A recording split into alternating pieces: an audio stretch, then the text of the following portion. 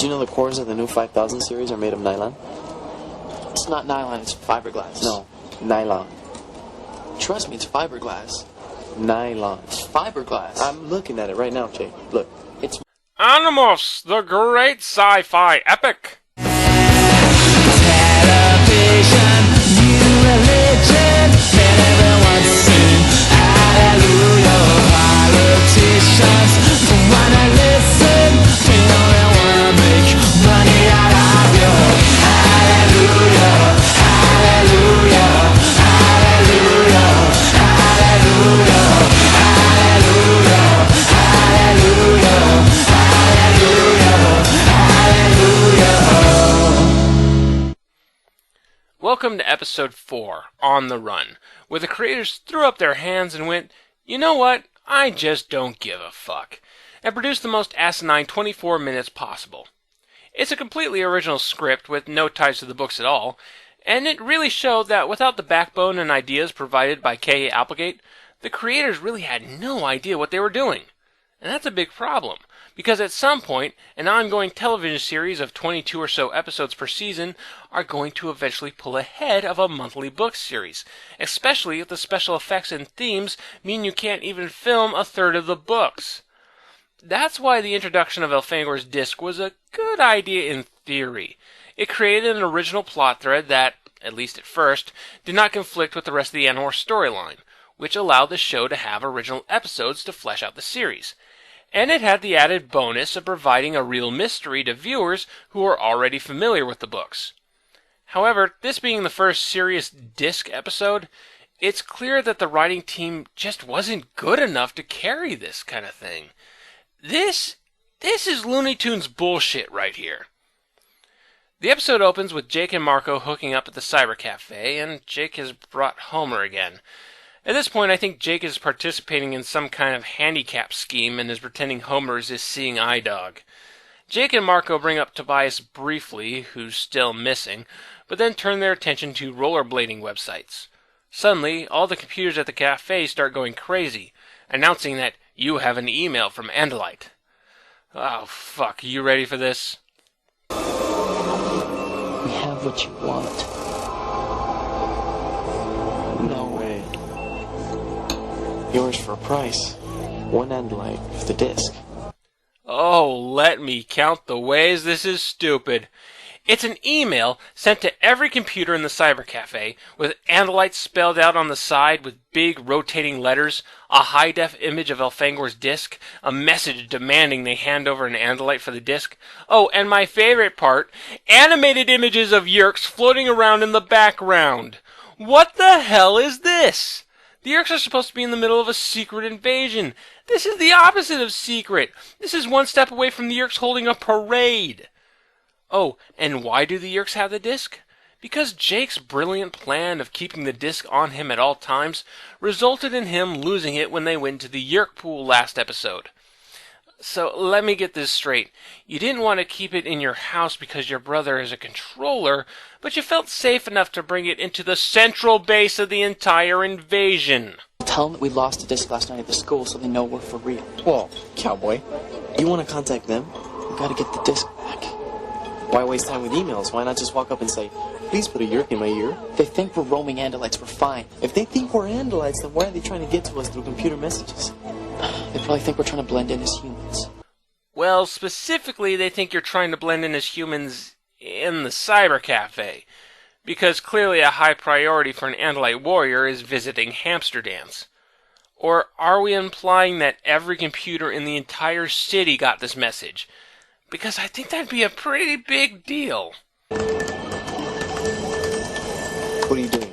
Something I should have done in the first place. Jake, let's not go nuts here, dude. What did you do? Sent an email. Saying what? We're gonna meet them here at the mall in an hour. You know, in case you didn't have time to read the 8-word email in big yellow letters on the computer screen right in front of you that you were looking at. I thought I saw you guys here. What are you doing? Just chilling, man. Oh, so none of you were weirded out by the weird alien message every single computer in this room got? No. Thankfully, Tom's IQ is down a bit, which probably explains why he's dressed up like Steve from Blue's Clues here. Hey, want to know why Rebecca Black is so excited about Fridays? Because Friday is Hot Dog Day! Rachel is leaving gymnastics practice and meets up with Cassie, and the two of them run into Melissa Chapman, who invites them to a sharing meeting. Rachel agrees, which really pisses off Cassie for some reason. Actually, Cassie does nothing in this episode but give PMS glances at everything. And boy, is the sharing a popping place. No doubt thanks to DJ Stroke Victim here. Rachel learns of a secret meeting with higher-up members of the sharing, so she decides to slip into the bathroom and morph fly. Back at the mall, Marco deposits Jake an iguana morph at a pet store. This is clearly a different lizard than the one he morphed last episode. Now, I would normally applaud acquiring morphs off screen. I wish the books did that more often. But it's been roughly 12 hours since the end of the last episode and the beginning of this one. And in that time, Jake and Rachel took the initiative to acquire a lizard and fly respectively? Maybe Jake acquired it after sending the email, I don't know. Marco walks up to a security guard and acquires him. Nay, no moral conflict on morphing humans in this series, by God. Marco slips into a bathroom to morph. I'm starting to see a motif here. But trying to morph the mall cop is way too painful for some reason, and Marco just can't do it. No explanation, it just doesn't work. I don't know, maybe Marco subconsciously knows that if he goes black, he'll never go back. Why can he morph the guy's watch? Back at the sharing, Rachel and Flymorph listens in on a Yerk meeting, where she learns that the entrance to the Yerk pool has been sealed off and a new one is being constructed, because I guess the Yerks can't handle the concept of having more than one entrance. One of the controllers starts monologuing, and then, oh my god, she killed Rachel. That's getting ahead of ourselves. So a controller, played here by Almost Eric Bana, shows up at the mall, and I just realized that Jake's message just said to meet them at the mall, not specifically the pet store, which gives me this great mental image of this guy going around to every single living thing he crosses paths with and asking, "Are you the Adolite?" Here he is doing it to a bunny. Andalite, is that you? Jake convinces the controller that he's the parrot and tells him to leave the disc on the lizard tank. While the controller starts arguing with the clerk, who won't sell him the parrot because it's the store mascot, Marco shows up. I guess the original plan was to arrest the controller with the mall cop morph, but I'm not sure what they'd end up doing with the guy. Marco just grabbing Jake in the disc makes a lot more sense. However, that darn mall cop shows up and accuses Marco of shoplifting. They make a run for it and give the guy the slip, but Marco dropped the disc along the way, which proceeded to be swept up by a janitor. Did you sweep up a, well, it's like a little disc type thing. Look, I just sweep it up. I don't catalog it. Let's see, today I swept up half a dozen cell phones, 3 iPods, a PSP. Lost and found, I ain't got time for that shit. So Marco goes dumpster diving, but as soon as Jake's back is turned, a garbage truck shows up and grabs the dumpster so fast that not even Marco's stunt double has time to get out. Marco takes this pretty well until the compactor starts up. Is this supposed to be the last episode or something? Because they seem to be picking off all the characters. I mean, there's no way Rachel could have survived. Oh, she's fine.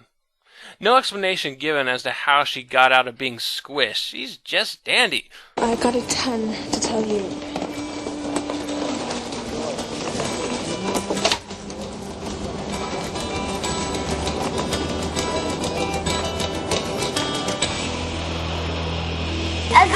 A clue! Marco is equally fine, getting rescued by Jake off camera. Animorphs, the show that dares to resolve all plot threads during the commercial break. Marco spent the afternoon in the back of a garbage truck, almost getting crushed to death. I had to bail him out of the city dump. What? It's a long story, but here's the punchline. Look familiar? Wait, the disc was missing? No. Rachel examines the disc and recognizes it as a fake. We learn that it's actually a tracking device, and controllers are now wandering around the mall with alien technology in plain view. Secret invasion, people! It's not that hard of a concept to grasp! The Animorphs realize they need to ditch the disc, but in a mobile way so that they can escape in the opposite direction. So they stash the disc in an elevator.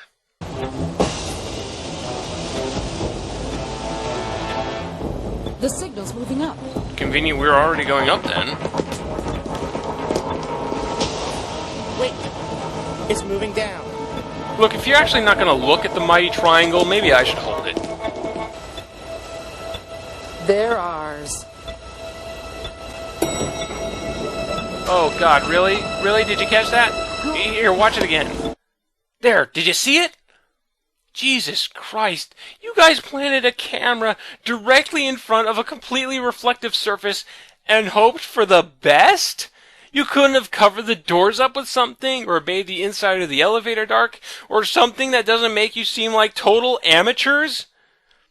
So the Animorphs escape and to live another day. A day hopefully far less stupid than this one. Post-episode follow-up. The only way the plot of this episode works is if every single character got really, really retarded. This episode is insultingly stupid. Its wacky tone totally unwarranted, and it doesn't add to the overall story besides us learning that the Yeerks have the disc, which we could have easily have learned at the end of the last episode. This is the kind of thing people talk about when they mention how bad this series was. I give On the Run a 1 out of 10. Oh, dear.